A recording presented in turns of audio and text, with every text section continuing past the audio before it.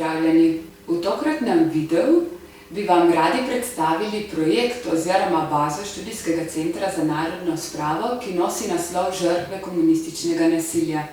Glavni namen te baze je ohranjanje spomina na žrtve, ki so bile v času komunističnega režima umorjene, zaradi političnih razlogov obsojene in zaprte, oziroma so trpele zaradi drugih represivnih ukrepov komunistične oblasti.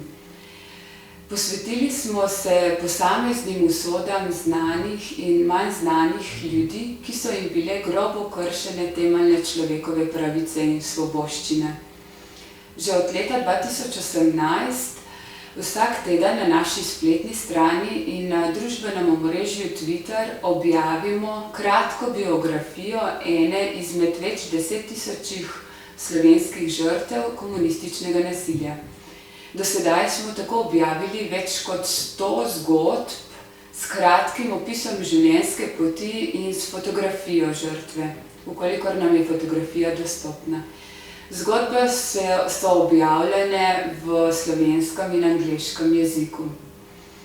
Današnja predstavitev bo potekala po kronološkem vrstnem redu in sicer si bomo pogledali nekaj najbolj značilnih primerov žrtev iz različnih časovnih obdobij in iz različnih pokrajin ter z različnim socialnim statusom. Razlikujejo se tudi po usodi oziroma po tem, kaj se je z njimi zgodilo. Na začetku si poglejmo nekaj primerov iz obdobja druge svetovne vojne, ko je revolucionarno nasilje nad civilisti terjalo več kot 4200 žrtev.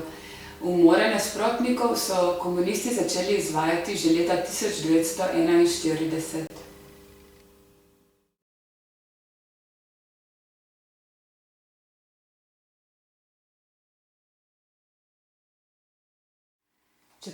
Decembra 1941 so Vosovci, to so pripadniki tajne politične policije komunistične partije, v Ljubljani umorili mladega liberalca, premogovniškega inženirja Franca Emarja, ker je skušal v okviru liberalnega tabora in v povezavi s četniškim gibanjem organizirati odpor proti okupatorju izven komunističnega odporniškega gibanja. 20. februarja 1942 je bil s strani pripadnikov komunističnega gibanja umorjen predsednik Zveze industrialcev in eden vodilnih slovenskih liberalcev Avgust Praprotnik. Med prvimi vidnejšimi žrtvami katoliškega kroga je bil dr. Lambert Ehrlich, duhovnik, univerzitetni profesor in duhovni vodja akademskega kluba Straža. Zaradi njegove protikomunistične drže ga je Vos skupaj z naključnim spremljevalcem Viktorjem Rojcem umorila 26. maja 1942 na Streliški ulici v Ljubljani.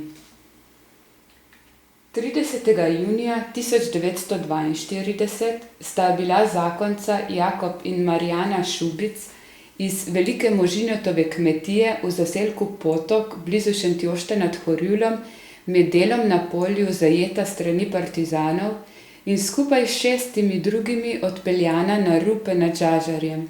Tam so bili v noči med 1. in 2. avgustom 1942 vsi umorjeni. Prvi žrtvi revolucionarnega nasilja v Loški dolini sta bili Franc in Alojzija Zigmund. Franc je odkrito deloval proti Osvobodilni fronti. Hči Alojzija pa je na pobudo takratnega župana prevzela vodstvo pomožne ženske fašistične organizacije kmečkih žena, ki je oskrbovala prebivalce s hrano in drugimi potrebščinami. Ti usmrtitvi leta 1942 sta veljali kot opozorilo drugim, ki so bili kakorkoli povezani z italijanskimi oblastmi. Ena izmed najbolj znanih žrtev revolucije je bil Lojze Grozde.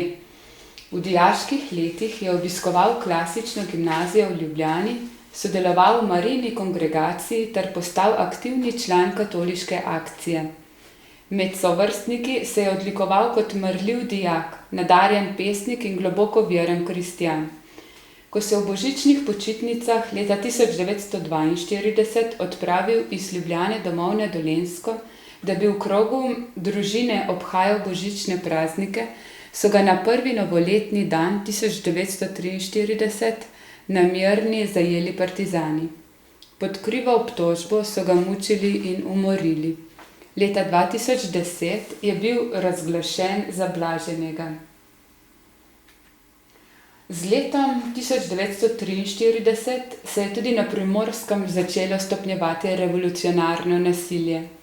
Pred kapitulacijo Italije je nedvomno najbolj odmeval umor Iva Brica iz Dornberka. Na začetku junija 1943 sta mlada domača Vosovca pred očmi dveh mladoletnih sinov umorila družinskega očeta in uglednega protifašista Iva Brica. Njegov glavni greh je bil odklanjanje komunističnega gibanja in tesno sodelovanje s krogom dr. Janka Kralja v Gorici. Na svečnico leta 1944 so partizani obtožili Lada Piščanca, primorskega duhovnika iz Cerknega, skupaj z duhovnikom Ludvikom Slugo in 13 nedolžnimi domačini, da je izdal partijsko šolo, ki so jo napadli Nemci. Naslednjega dne so vse obtožene umorili in vrgli v brezno na Lajšah nad Cerknim. Kot smo videli, te prve civilne žrtve med vojno so bili predvsem uglednejši predstavniki katoliškega političnega tabora, pa tudi nekateri vplivnejši predstavniki liberalnega tabora. Nato so jim sledili tudi pripadniki premožnejših slojev na vasi, večji kmetje, trgovci, gostilničarji in duhovniki. Jeseni leta 1943 je prišlo do prvih množičnih izvensodnih pobojev. Pobiti so bili pripadniki vaških straž in slovenskih četnikov.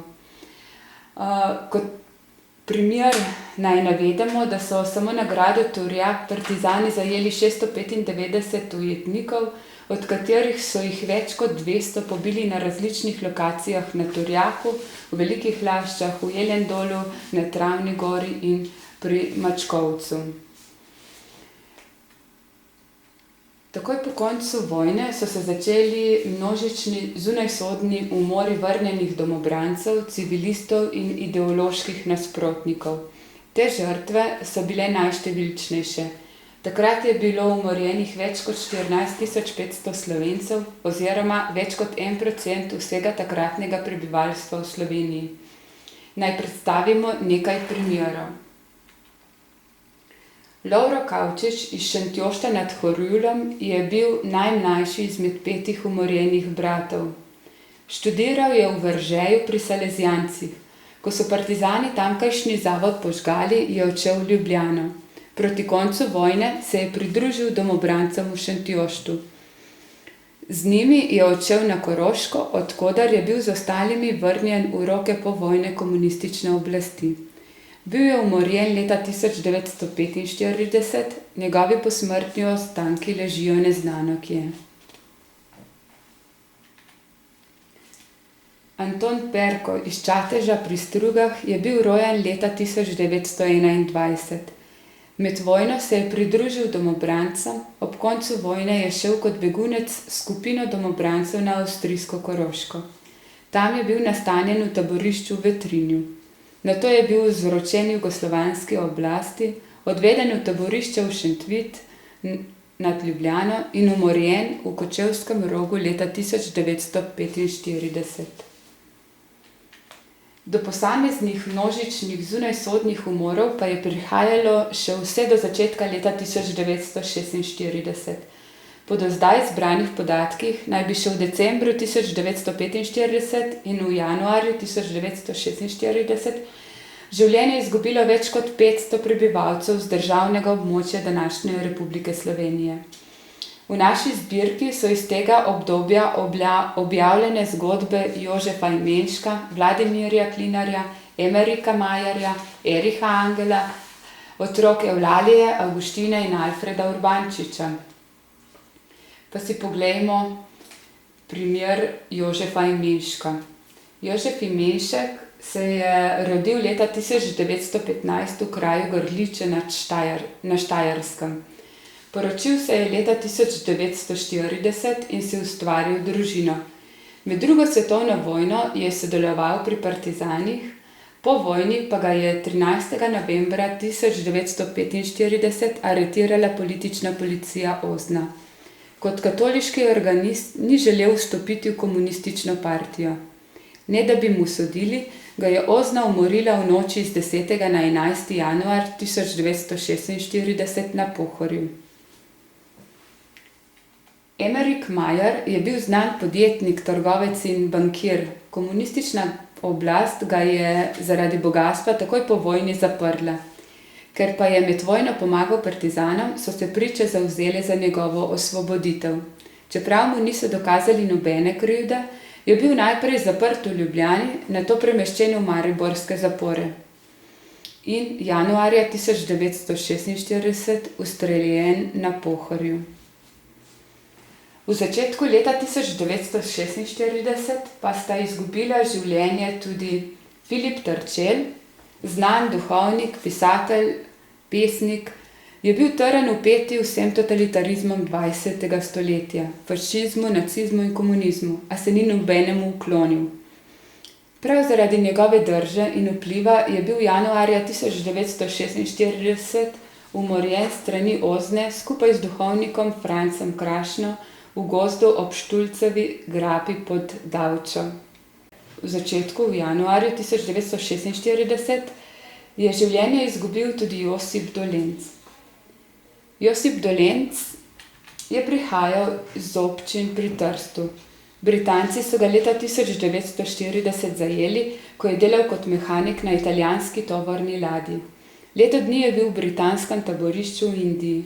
Ko je izvedel, da v Egiptu zbirajo prostovoljce za jugoslovanski kraljevi gardni bataljon, se je takoj javil, da bi s svojimi močmi pripomogel k osvoboditvi Primorske. Opravil je različne tečaje, postal tolmač, radiotelegrafist in padalec. Maja 1944 se je s padalom spustil k partizanskemu 9. korpusu, nato je bil premeščen v glavni štab narodno-osvobodilne vojne. Stalno je bil pod nadzorom Ozne, saj mu niso zaupali. Decembra 1945 so ga v Ljubljani aretirali, nato je, enako kot za 11 drugimi primorskimi padalci od 27, za katere jo je nova oblast sumila, da vohunijo za zahodne zaveznike, za njim izginila vsaka sled.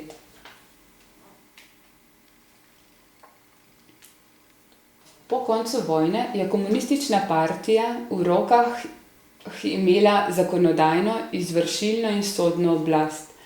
Zvrstili so se številni politični in montirani sodni procesi proti tistim, ki naj bi med vojno sodelovali z okupatorji in vohunili za tuje obveščevalne službe, proti predstavnikom opozicije, kmetom, trgovcem in obrtnikom, industrialcem, članom in podpornikom ilegalnih skupin, duhovnikom in drugim.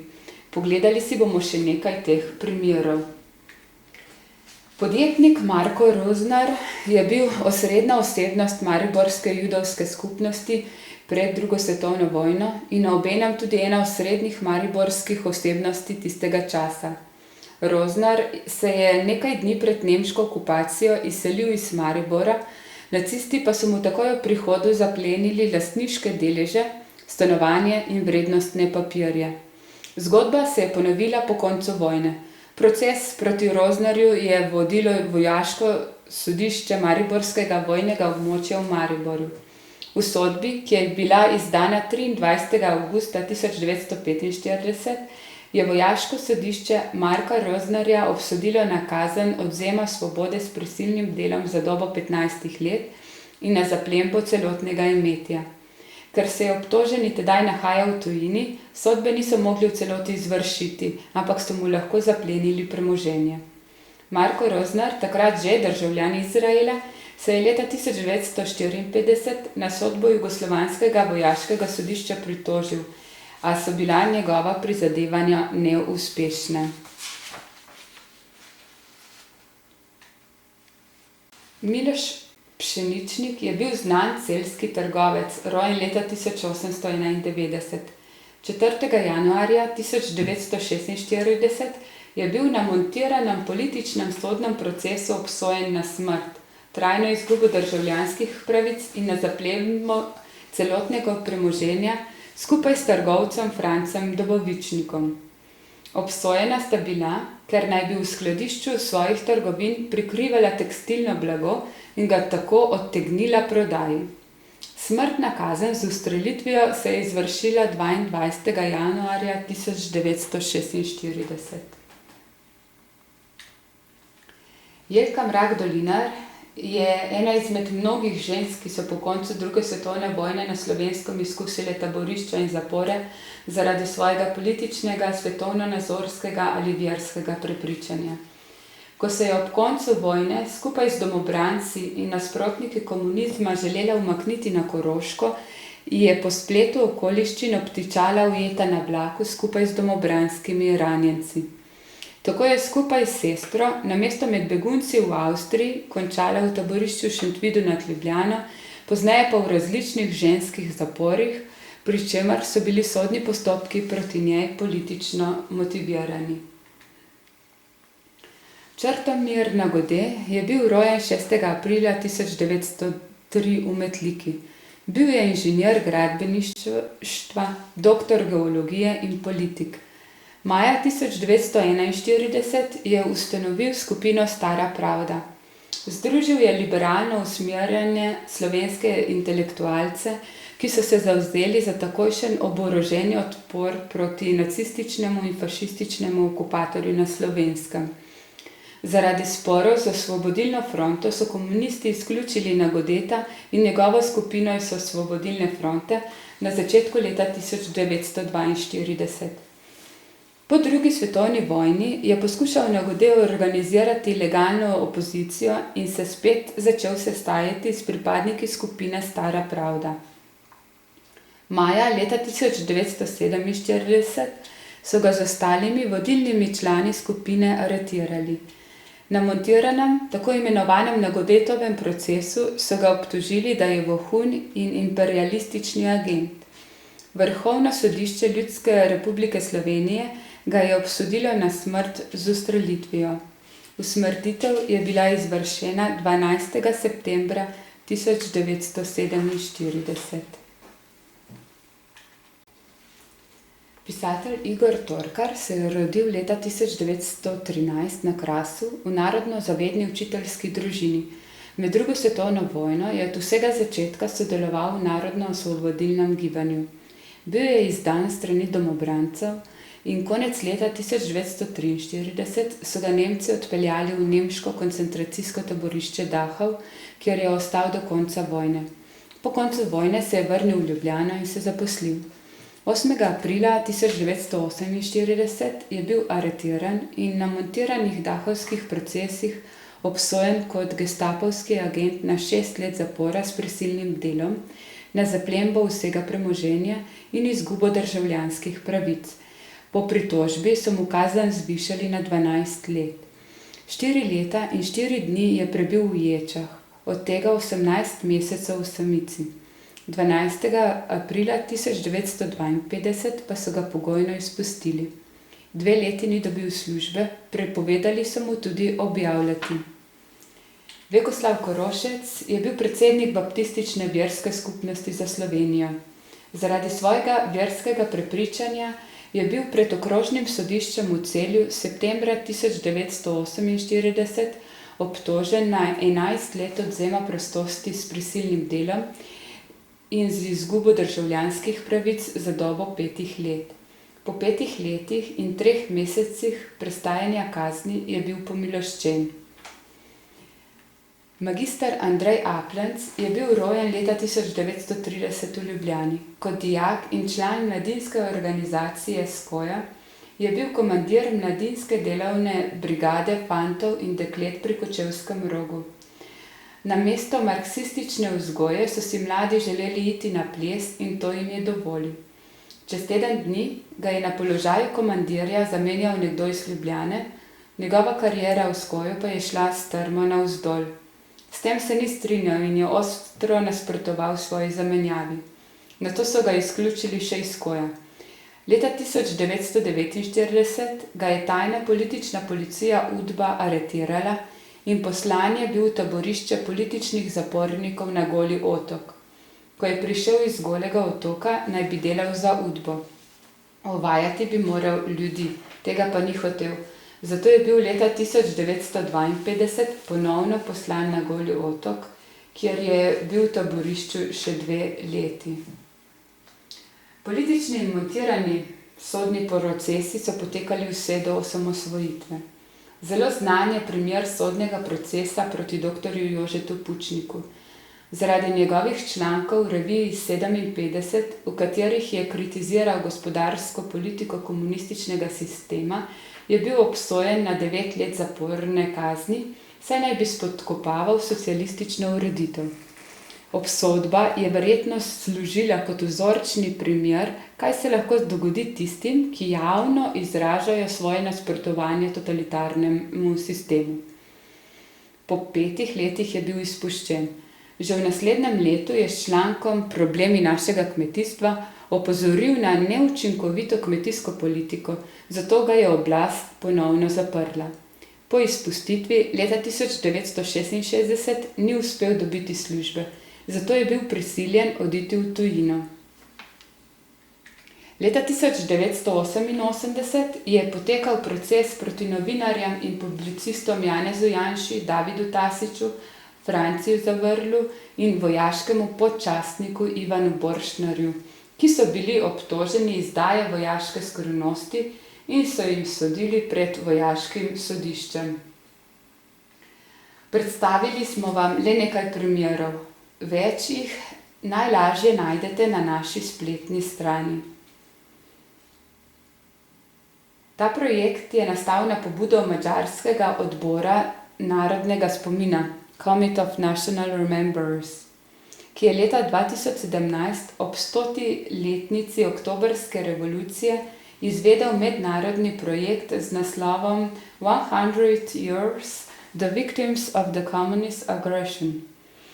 Na svoji spletni strani in na družbenih omrežjih je od novembra 2017 vsak dan objavil eno izmed kratkih biografij ljudi, ki so bile žrtve komunistične agresije. Objavljal je 100 dni, tako je predstavil 100 zgodb. Cilj tega mednarodnega projekta je bil prikazati vrednost vsakega človeškega življenja in se spominjati vseh, ki so bili kadarkoli žrtve diktature in zatiranja. V projektu je kot partnerska inštitucija sodeloval tudi Študijski center za narodno spravo. Poleg naše inštitucije pa so sodelovali še Združenje za mednarodne in regionalne študije Buza Lašlo iz Kluja, Forumski inštitut za manjšinsko raziskovanje iz Šamorina, Inštitut za preiskovanje komunističnih zločinov in spomin romunskega izgnanstva iz Bukarešte, Državna arhivska služba Ukrajine iz Kijeva, Inštitut za nacionalno spominjanje iz Varšave, Inštitut za preučevanje totalitarnih režimov iz Prage, Nacionalni spominski inštitut iz Bratislave, Muzej žrtev genocida iz Vilne, Zvezna fundacija za preimenovanje diktature SED iz Berlina in Inštitut Ludwig Boltzmann iz Gradca. Ta mednarodni projekt je dostopen tudi preko naše spletne strani ali pa direktno na naslov, ki ga vidite na platnu. Ob zaključku tega mednarodnega projekta je direktorica Študijskega centra za narodno spravo dr. Andreja Valič-Zvir dala pobudo, da takšno zbiranje zgodb in fotografij žrtev nadaljujemo in ustvarimo lastno zbirko, bazo žrtev komunističnega nasilja. Zbirko še vedno dopolnjujemo. Naša želja je, da bi zbirko razširili in se poklonili tudi spominu na žrtve fašističnega in nacističnega nasilja. Na podlagi te zbirke bi lahko v prihodnosti na primer pripravili virtualno razstavo posvečeno spominu na posameznike, ki so v našem prostoru v 20. stoletju trpeli pod totalitarnimi režimi. Vkolikor ste pripravljeni deliti fotografijo in kratko zgodbo o usodi vaših bližnjih oziroma znancev, žrtev totalitarnih ideologij 20. stoletja, nam pišite na info@scnr.si. Zelo bomo veseli vsakega prispevka.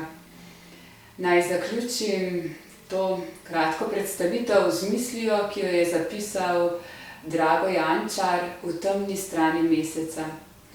Samo iz vednosti o zablodah slehernega totalitarnega mišljenja in družbenega nasilja lahko raste jasna zavest o demokraciji. Kajti na ta način, tako rekoč per negacionem, nastaja ali bi morala nastajati pozitivna zavest o demokratičnih načelih, družbeni strpnosti, sočutju, človeški solidarnosti, pravicah in svoboščinah.